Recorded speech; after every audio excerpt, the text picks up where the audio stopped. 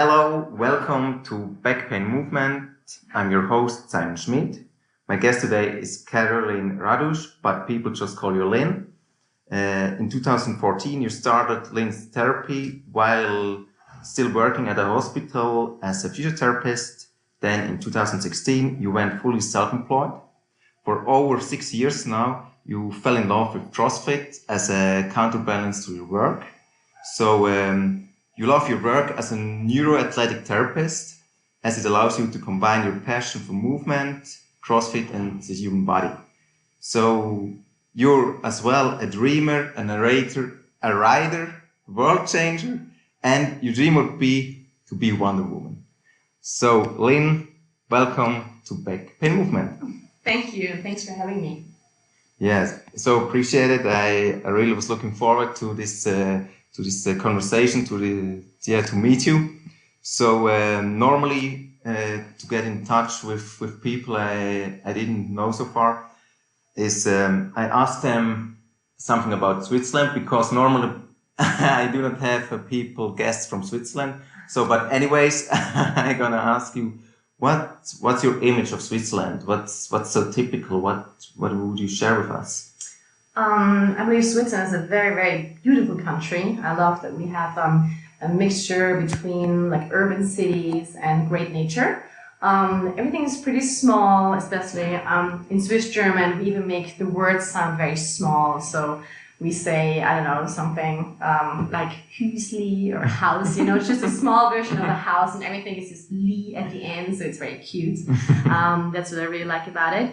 Plus, traveling the world a bit more, it's a super, super clean country. It really is. I think we're well organized, which sometimes can be a bit boring. Yeah. But it's nice if you have to get something. If you're talking to people, usually you get stuff done very quickly. But then on the other hand, sometimes I wish Swiss people could be a bit more relaxed in general. It's probably something else. And we do have, I think, the best chocolate. The chocolate is really yummy, so I can agree with that. And also with your summary, it's a good image, I think, of Switzerland. At least when you were living here, you're having this image of Switzerland. Yes. So I'm interested. As you know, I'm interested in back pains, especially. So what does this term mean to you, or what pops in your mind just spontaneously when you hear the term back pains? Mm-hmm. I believe it's kind of a ghost a little bit. So when people hear it, they all freak out and it's terrible, it never goes away. So people think they've broken their back and they can't move anymore. So often I hear clients come to me and say, hey, my doctor told me I can't do any sports anymore. And I think there's a very big loss of hope. So I think it's a very, very sensitive subject. And it always makes me very curious, because then all my light bulbs go off and I'm like, okay, let's figure this riddle out. And I really like to then dig into the story of the client and see what's going on. And I do believe that there's always hope to at least get better. Maybe there's not always a chance to get completely rid of back pain. But I do strongly believe that there has to be a solution, at least to make things a little bit better. Yeah, great. Thanks for sharing your thoughts with us. So, on this term, I'm interested. Tell us a little bit more about your job, about Lynn's therapy. What is it like to be Lynn, to be working, or be your guest? Mm-hmm. So if you come in and see me as a client or as a session, it's very important to me that I understand where your body's coming from. So I ask a lot of questions. What you've been going through, how many accidents you had, what operations you had. I usually ask very weird questions like, do you like roller coasters or not? Because all the information I can gather out of the conversation about your medical history gives me already a little bit of an idea where we could go in our treatment session. There's one thing, and the other thing which is very important is your goal. So many people come in and say, hey, I want to have less pain, or I want to have a stronger deadlift, or I want to just clean and jerk more. Other people come in and say, hey, I have not been moving in years and I'd like just to go back to movement. Or the other week I had a guy like 32 coming in like, hey, can you help me? I just would love to pick up my 2-year-old son, but I have so much lower back pain I can't. So it's very important to me to know where you're coming from and where you want to go to. And in regards to that, then I try to look into my toolbox. I love to work with dry needling and trigger point therapy. I did a little bit of active release technique. That's a familiar term. So lots of soft tissue work, where I see very good results with people. Okay. So usually I say like 70-80% it's really in your muscles, either because you've used them wrong, you overused them, or you had an injury that was not rehabbed very well. So I think it's a very local issue. And then probably the other 20-30% is like the lost cases, right? So people come in and say, oh, I've seen 10 therapists, didn't work out, can you help me some more? And that's where I usually go more and more on the neuro-athletic approach. So I started the Z Health neuro-athletic education just beginning of last year. So it's still a bit new for me, but I love what I'm learning there. So it's literally all about how the brain is influencing pain and your performance. So instead of just looking at the level of your muscles or your joints, you actually go up in the hierarchy and look, okay, who is actually in charge of your muscle moving, which would be your brain, right? So we go into that one. Oh, that's so interesting, because I had just a conversation a couple of hours ago with a guy from Miami. He was also talking about this, like how your brain is influencing your corpse, how is it influencing your pain. So it's a great subject. Can you dig in a bit deeper? Sure. So if you look at our bodies, right? So we see the world through our senses, right? We see, we hear, we smell, we feel. And in regards of this input, we think about it, or the brain is making an interpretation and then gives out an output. So for example, if you put your finger on a hot stove, you pull back very quickly, right? And it would be very good if you see a tiger from afar that you could run away, right? So it's always having this input, making a decision about it, either consciously or unconsciously, and then creating this output. So this is just a whole, a principle about the neuro stuff, or how the nervous system works. So if you imagine that our body's capacity to live would be like a bucket, okay? So you can fill in all the injuries you had, all the stress you had, like you've broken your arm, you had your wisdom teeth removed, whatever, you broke up with your girlfriend, you had a fight with your boss, like all the stress that's coming into us is going to fill up into this bucket. And at some point when it would be full, you would die, because it would be too much stress in your system. But the brain is smart and it's not going to wait until you break. So you have a little outlet, a little bit lower than the surface, which then will give you an action signal, usually in form of pain. It says, hey buddy, it's getting a bit full in here, please do something. So you have to reduce the stress, you have to move more, you have to move smarter, you have to get rid of pain. And I really strongly believe that the pain is an action signal in that sense. Sometimes nothing is broken, but your brain is just getting a bit worried and sends you some pain to say, buddy, please change. This is not going down very well. And so sometimes you can even have pain, like let's say lower back pain, but while working on reducing stress in your life, maybe reducing an old scar from an injury you had, maybe reducing a stiff foot joint that has not been moved in 10 years, can then actually reduce the overall threat in this bucket and therefore give you less pain. Okay. It's amazing. So you're saying that actually when you're having, for example, lower back pains, the problem isn't the lower back, or is not forcefully the lower back. It could be another thing in your corpse. Yes, it could be something else. It could be that it's literally just something right there, that you have the slip disc or whatever, but then still pain is perceived in the brain. If you would not have a brain, you would not have pain. Luckily or unfortunately, we do have brain. We do have a brain, so that's where the pain is then this action signal is lighting up, right? So, but it can literally be that you have issues with your eyes, which are also influencing the stability of your spine, or you have an issue with your vestibular system that keeps you in balance and upright, and maybe one side is working more than the other, and then you're getting into scoliosis. So it's literally, if you look at the different brain hierarchies, it could be on different levels. It can be on a receptor level, so something is wrong with the feeling in your skin. So the brain is like, I don't feel the skin down there, something's wrong. So we send pain to make you aware of it. Maybe it's your peripheral nerve that's maybe squashed between the spine or between the vertebrae. It could be in your within your spine, right? It could be in your brainstem, in your cerebellum, or in the other areas of the cortex. So it can be on different levels. Which then is not always just, it's just a muscle problem. Oh, wow, that's good stuff.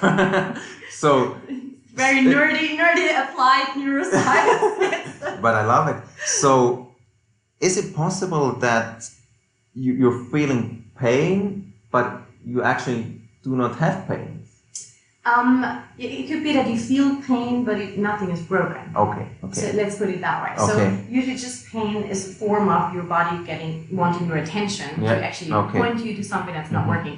But it could also be, if we go back to this thread bucket, that instead of pain, you have a depression, or you have a fatigue syndrome, or whatever. So it could, or migraines. So just the body usually pulls out something of the bucket that makes you very quickly very aware that you have to change something. So often people who have experienced lower back pain always have lower back pain again. So sometimes it's better back pain, right, over a couple of years or months. Then maybe you get into a stressful phase, you change work, you get your first kid, whatever, you sleep less, and suddenly the back pain flares up again. So your brain is like, oh, we've used back pain before. Let's use the same pain again, because the neural pathway was already created to get that pain signal going. And it would be much more expensive for the body to create your elbow pain, right? It would be new pain, so that needs more energy. So instead of that one, the body usually goes back to an old pain or an old injury to just get your attention. Interesting. So the body is just like going the way of least resistance, you could say.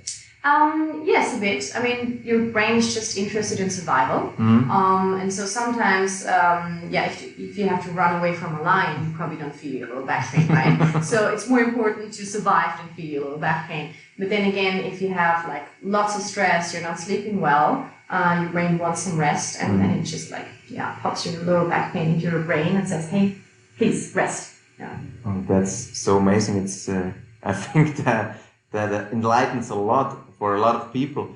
So especially as I had like the same problems that I went to a lot of therapists and hadn't like a sustainable success. And that's also one of the main reasons I started this podcast, to show people ways to overcome them sustainably. Yes. So what do you do with people when, as you said, like this 20 or 30% of your clientele that is really struggling with their back pains? What's your approach there?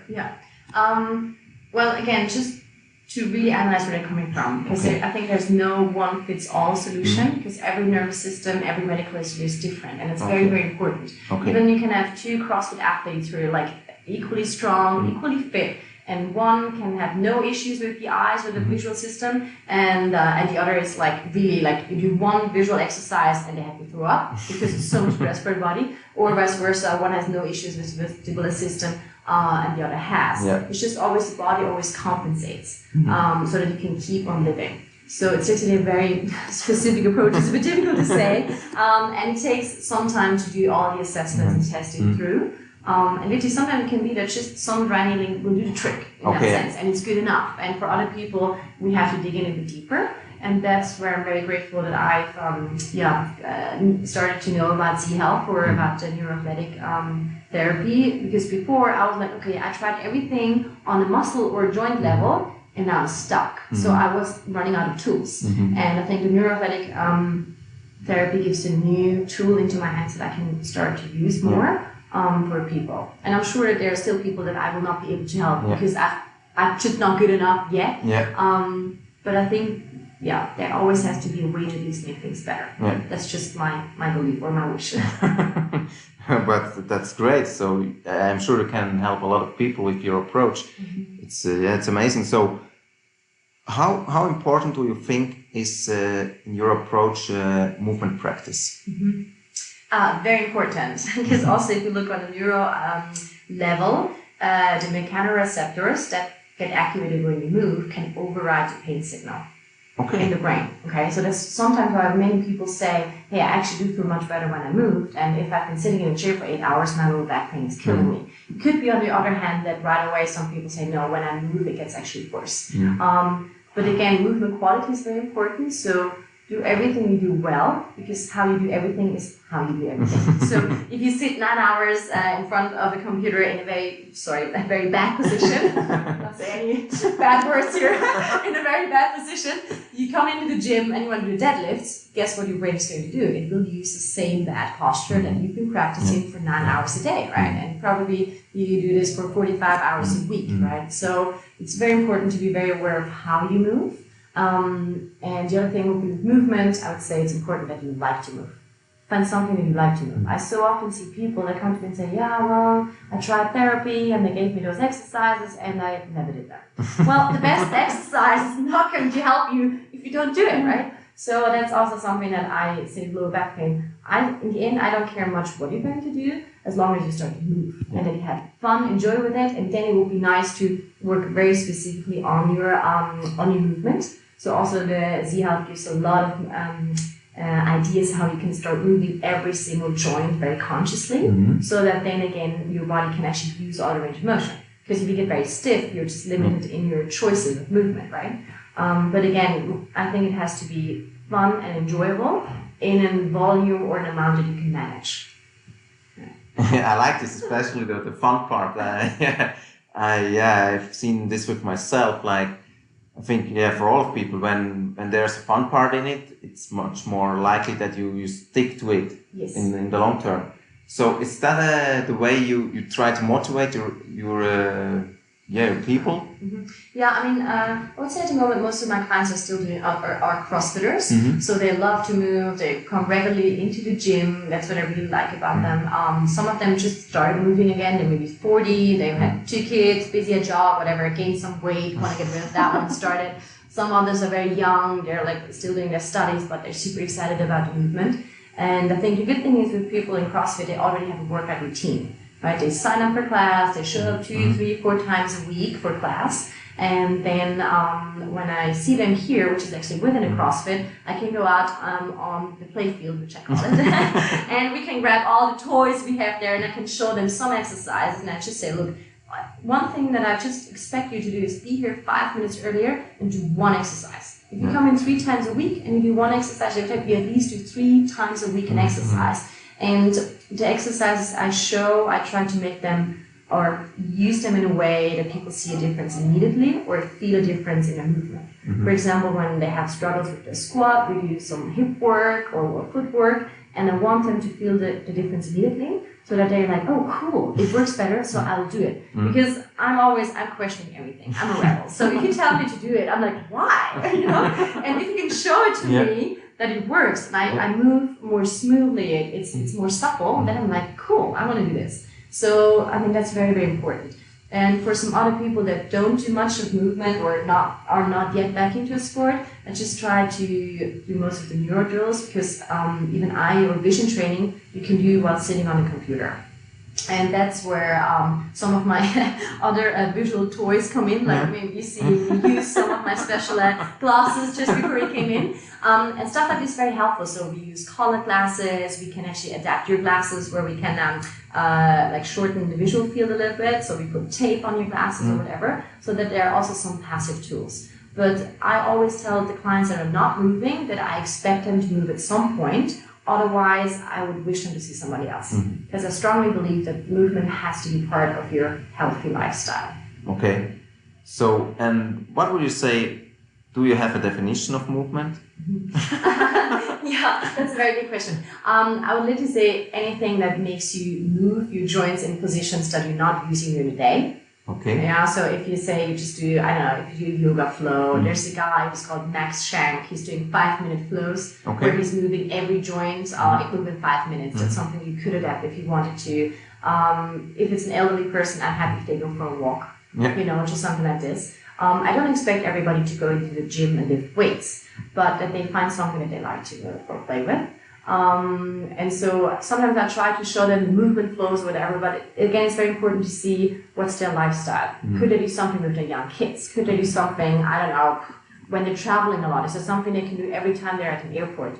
And I try to dig a bit more into habit and habit building, and then also help people to change their habits. Because also for the drills or exercises I'm doing, I realized I'm much better if I know at this location, I do these movements. Like when I brush my teeth, I do this. When I'm in the gym, I do that. When I'm in the car, I do this. So that works much better for me. And that's a very individual approach where I also like my clients to be part of it and say, okay, tell me what you want to do, what do you want to do again? Maybe you want to go and play tennis again. Well, maybe, okay, then I give you a tennis ball and you're supposed to play with the tennis ball 5 minutes a day in front of your house. You know, just something. It's again, just something that's enjoyable. and something that just gets you out of your normal sitting or standing position. Yeah. Yes. No, I see it. So you're motivating your clients to integrate movement in their everyday life. Yes. So, for example, if they have just like a sitting desk, I always say, please try to go to the doctor, get a prescription, and get a standing desk. At least do that movement. Yeah. Can you then just walk a little bit better to your office than just taking a tram everywhere? Could you go for a walk in the evening and listen to an audiobook instead of sitting in front of the television? It's just little stuff, or just, I don't know, grab your partner and go for a nice stroll around the Lego Zurich on a Sunday, whatever it is. Start very small. But most of the time people come to me, especially with lower back pain, they have been moving in the past, then they stop due to pain or due to life circumstances, and they want to go back into movement. And I think that's where I really try to target and say, okay, what could we do? What would you like? And let's figure that one out. So a really individual approach there. Yes. I like it. Yes, I mean, come on. I mean, you cannot say, okay, you have to do yoga 10 times a week or go and play tennis and you hate tennis. I mean, this is not, you will not do it. Yeah. We won't do it, right? So we always try the path of least resistance, and if it's enjoyable, we sometimes do it, but it's super, super, super individual. So another question that I have in mind is like you talked about the clients we have from CrossFit. So as they are already moving, I guess a lot. Why are they having back pains?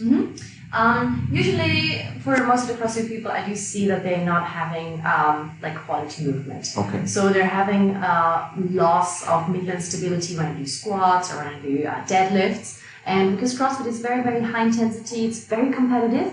People give really about quality, right? So they just want to finish as fast as possible, and it's very difficult sometimes to put them on a point like, come on, it's for quality and not for quantity. Okay. So I believe that's where the competitive side of people gets the better side of their health, unfortunately. Because in general, I know that many people are like, oh my God, CrossFit, it's so bad, blah, blah, blah, it's breaking people. Well, I mean, how many people rupture their crucial ligaments while playing basketball? I mean, just to make a comparison, right?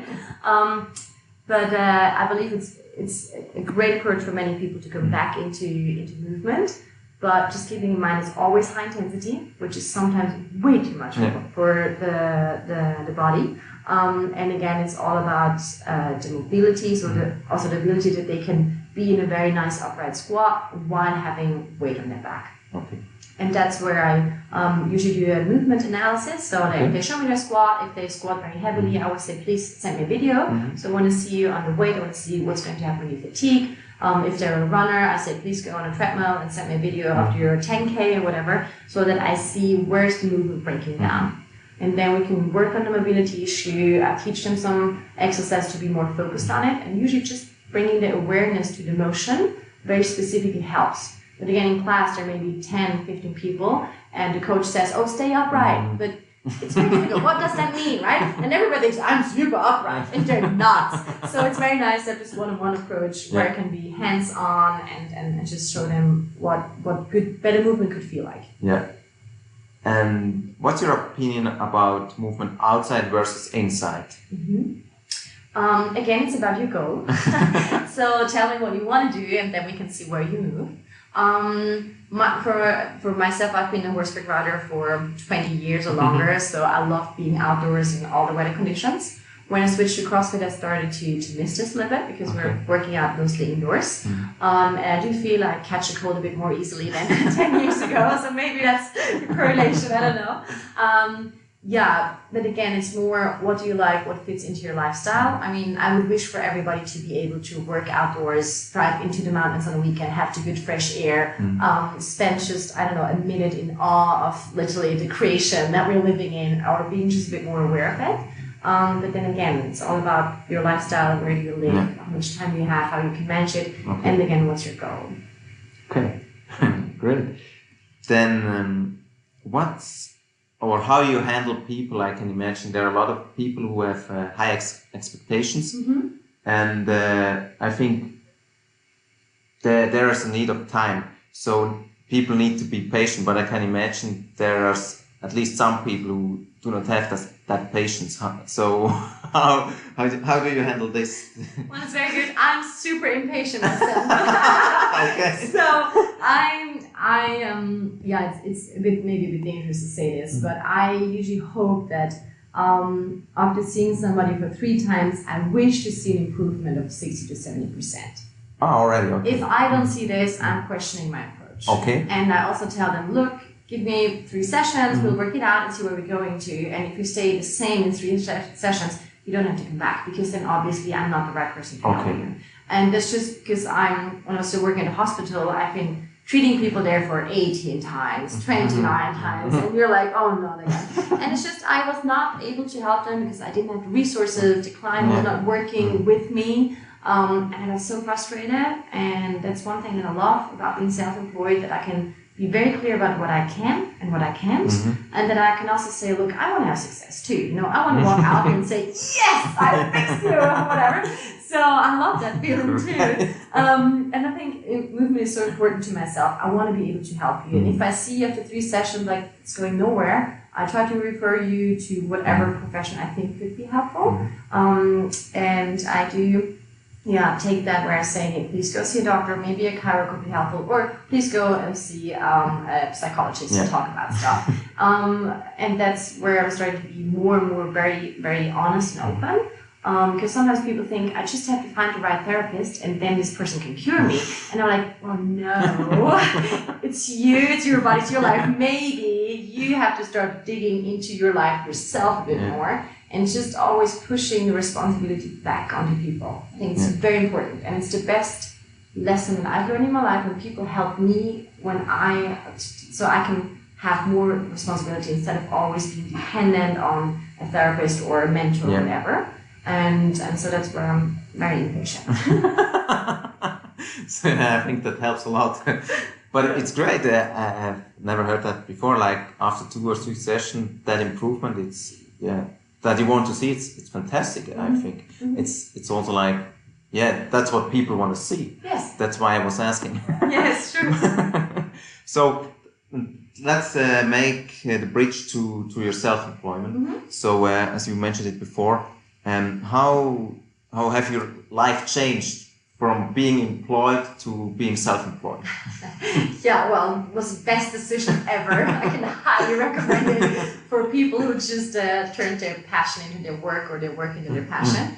I actually never thought that I'm going to be self-employed. I always liked being employed. I like to work hard, work a lot, and have the diversity, but I also like to walking out in hospital at 5 o'clock and just stop thinking about work, or going on vacation and not worrying about emails or so. But at some point I felt I always wanted more. I wanted to change things. I wanted to attend more courses. I wanted to learn more. I went home when I had one of these clients that I wasn't able to help, and was sitting there. I'm like, God, what did I do wrong? What did I miss? How can I help this person? And I do believe that I have a lot of empathy, and it just made me so frustrated. And then next day, coming back, seeing the person again in my schedule, I'm like, no. And I just felt there has to be another way to create a better work environment for the client and for myself.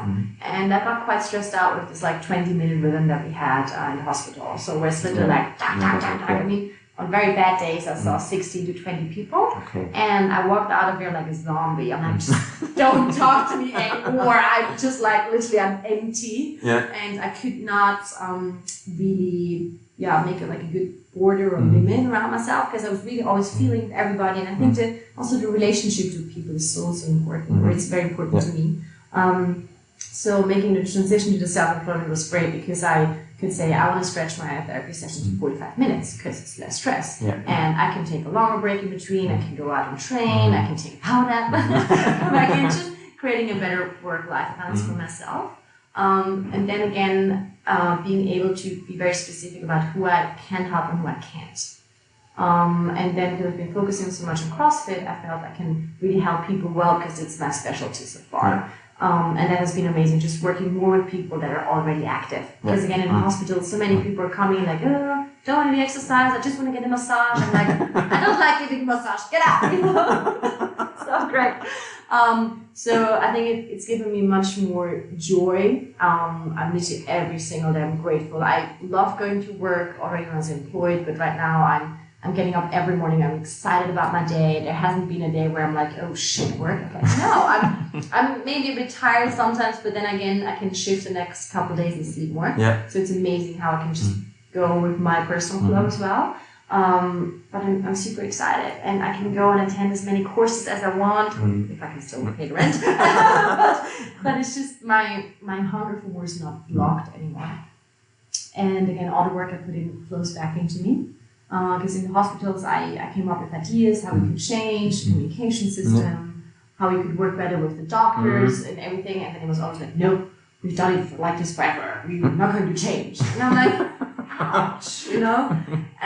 Or then again, the other thing was literally like, oh, hey, can I go away for a course or a vacation in like 8 months? No, you're too late. It's already impossible to go. Like, come on, you know? And just this not being flexible. Yeah. I'm a very flexible person. I work in different locations. I love the change of environment, and being set in a hospital just kind of shut me down a bit. Yeah, it really seems, because you are coming over so inspiring. So it definitely was a great decision. I haven't seen you when you were still working in hospital, but I really can feel a lot of energy. I guess that, yeah.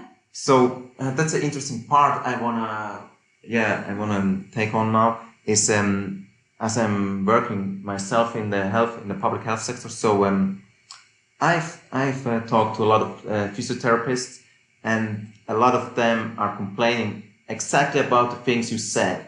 Like they have a lot of clients that they don't have enough time, and so on. So. Is there really a problem in health sector, especially with physiotherapists? I'm not very well informed about all the political decisions and situation, but the physio salary is made up with the health insurances, and I do believe that physios probably have been a bit too social and a bit oblivious about what's going on in the economic part. Okay. Or that's the only thing I can think of. And so the issue was that since I think by now it must be about 16 years, there was no change in salary.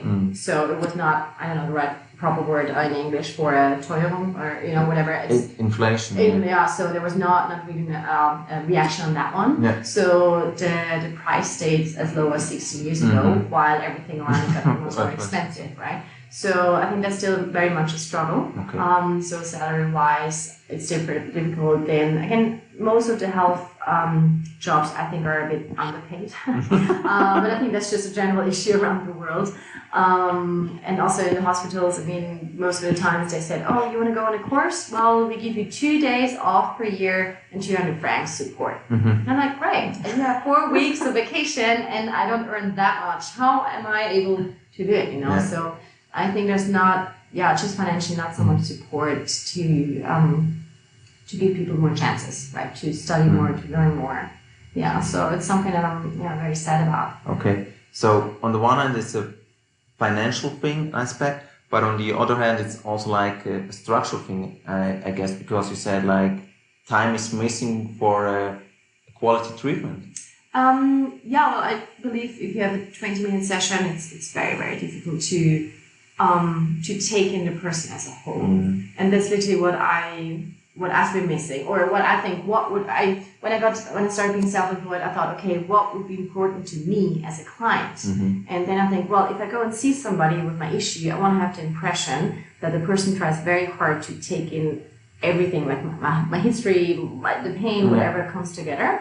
And within 20 minutes, it's just, it's so rushed. It's so rushed. And again, I mean, most of the success of a therapy session is based on like placebo, right? So if you at least, so if you at least feel like somebody's taking, helping you, or you just feel better, right? And I think that, again, the relationship is so important, because if you don't need the relationship or the help, you could just download a video and try to help yourself, right? And just those 20 minutes were not, I think it's very difficult. Okay. It's very difficult. Yeah, thank you. It's for sharing your thoughts. And then I'm really keen to know about, as myself, I I try to encourage people to have a mind shift from curing illness to prevent it. I saw that you also have like this approach of prevention. So can you talk a little bit about this? Yes, so I love when people start to move. I'm very happy about that. But also when I was still working at the hospital, I saw so many people in their 40s and their 50s having an operation, having arthrosis, having chronic pain somewhere, where I thought, well, what would have been if you have moved better when you were 20? Would there be a chance that you would not be in such pain today? Or maybe looking at somebody who's 60 and they have like a horrible neck position, like they're like, I don't know, Quasimodo or whatever. And then you think, well, but I mean, form follows function. So what you do over and over, that's where your body's stuck in. So if you have learned, or when you were 20, to just like move every joint and have a good posture, I guess your posture would not be as bad with 60 as it is now. And so even in CrossFit, I love it when people come to see me and they say, hey, coach told me to come and see you, but I don't have pain. And I'm like, yes, that's the best. Because then I can always say, cool, well, let's keep it that way. Right?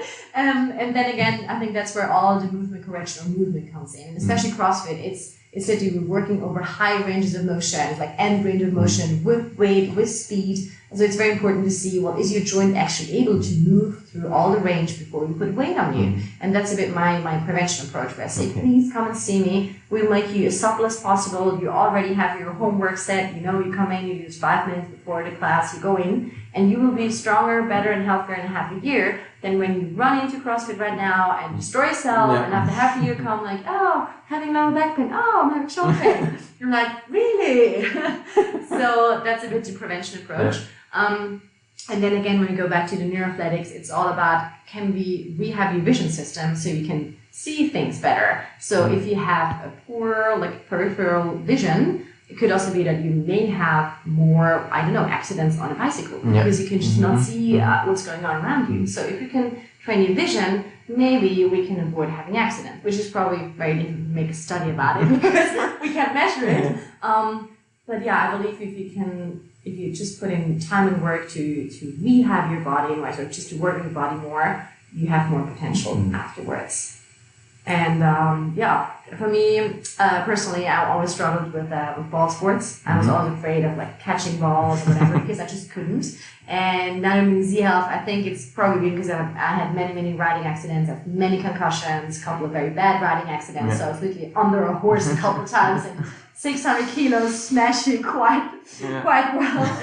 And so often I just felt like, well, I can't do this. I can't catch a ball. I'm very horrible with coordination, and yet I love to move, right? And so going deeper into the nervous system, it's just opening up new ways to say, oh, maybe I can rehab this. Maybe one day I could play tennis because I can finally see the ball again because I trained my vision to actually be able to see it. Because before it was like, the ball came my way and I kind of saw it, I didn't see it, I saw it, it was on my head because my eyes were not able to follow a flying object on that speed, right?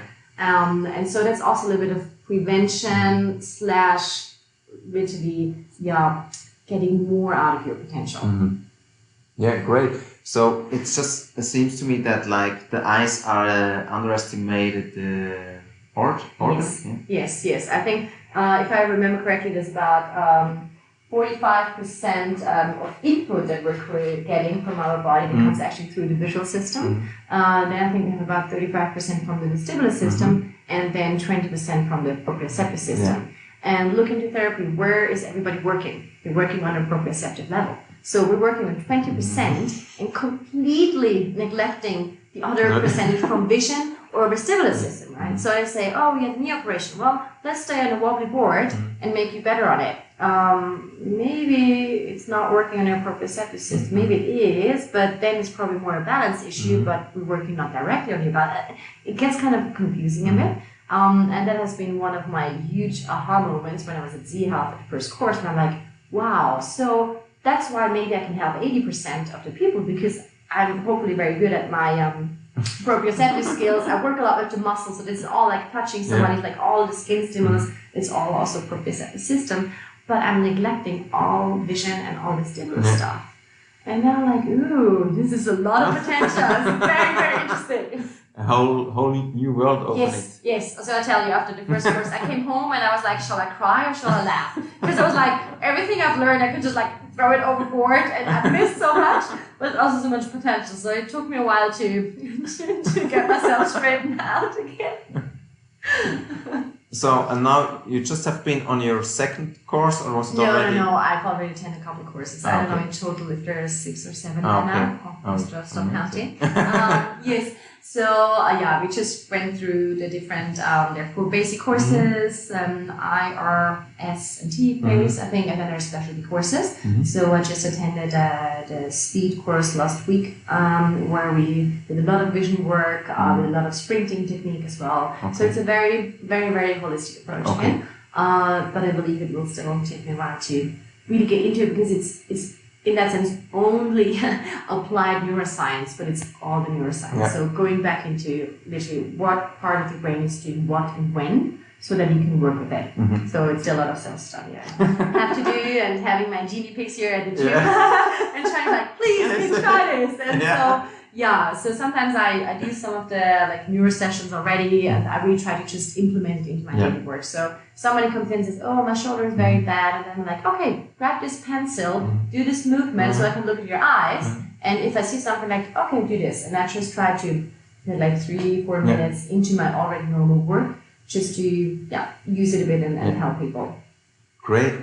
And I'm wondering who is like founder, or who is the mentor of this C-Health? Yes, that's Dr. Eric Kopp. Okay. Yeah, so he came up with this, and he's a doctor in chiropractic, and I don't know all his bio, but I think he's a very, very inspiring person. Okay. He's an amazing, outstanding teacher. I really, really like the way he teaches, and I think what he just did is literally bringing the neuroscience into how you can apply this therapy. Because most of the exercises we're doing are actually neuro tests, but then the neurologist just tells you, well, this is broken, go, good luck. But they don't use it as a drill to actually rehab you, and I think he just applied it also out of his own personal pain history, where he just tried everything. He became a chiropractor to help himself, didn't work.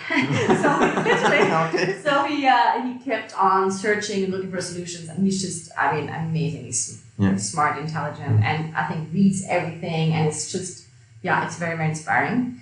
So, you should probably check it out. It's very cool. I can hear it. Great. I like to ask my guests always a question about the so-called Museum Day. It's about a book I read, and the author is like having this idea that when you are going to die, there will be a museum of your life. So, and it's all like, it's just like the image of your whole life. So when you weren't moving, you can't see any moves in the museum. So what's your image? What would you like to be your museum? A huge gym, an outdoor gym. And a play field.